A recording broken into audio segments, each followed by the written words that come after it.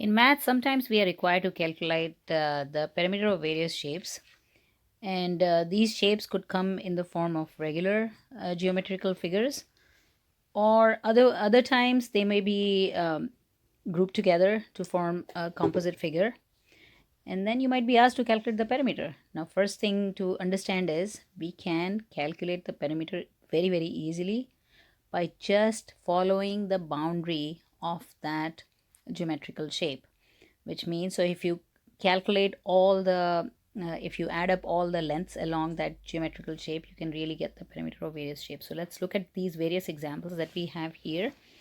In the first one, we have a triangle, and to calculate the perimeter, all you're going to do is just add the sides of this perimeter, of this shape, excuse me, which is 3 plus 2 plus 5 equals 10 units. Let's look at the rectangle. In the rectangle, you have um, two sets of parallel sides, opposing parallel sides. So you can see I am adding here 2 plus 3 plus 2 plus 3, which equals 10 units. Now, if you look at another regular shape of an hexagon that has 6 sides, and each of them, in this one I have kept them as a unit size. So all you need to do is just add 1 6 times, and it gives you 6 units. Next, if you look at the pentagon, you'll see this is a regular pentagon again. Each of the side is 2 units, and a pentagon has 5 sides to it. So 2 times 5, or 2 plus 2 plus 2 plus 2 plus 2 equals 10 units.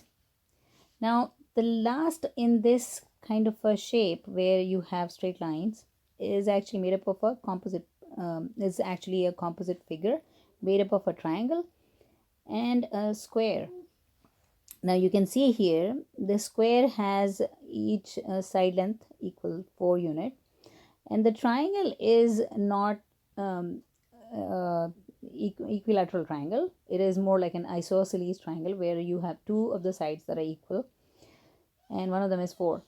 But when we are calculating the perimeter of a composite shape, we do not need to count the common length in our calculation, which means we do not need to count this one, which is shared by the triangle and the square. So what we are going to do is, as we are walking along the lengths of this composite picture, we are just following the outside boundary, which is 4 plus 4 plus 4, which is 12, plus 3 plus 3, which is in total 18 units. Now you can easily understand that in this we will exclude the areas which are common to both the pictures. So if you have another figure that has something like this shape, you can actually just follow along this boundary line here like that and just count the lengths, and that will be your perimeter of the picture. Now let's look at a circular one. Now in the circle, to calculate the perimeter, we actually are going to go by the term we refer to as circumference. Now circumference is going around the circle, really. It's still the same thing though. But in order to calculate the circumference, we need to use the formula 2 pi r. In a circle, we use the value of pi as either 3.14 or the fraction 22 over 7, and in some of the calculations sometimes it's even left as pi. But what's most important is r, which is half the diameter or the radius. In this picture it is 2, so the circumference of this circle is 2 pi r, or 2 pi times 2, which is 4 pi units.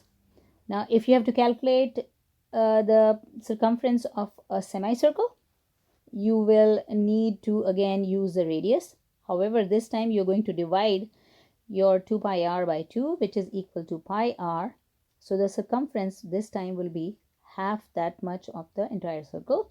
In this case, it is going to be 2 pi.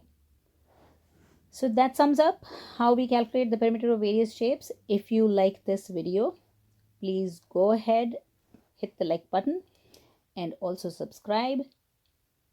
and I will see you guys next time.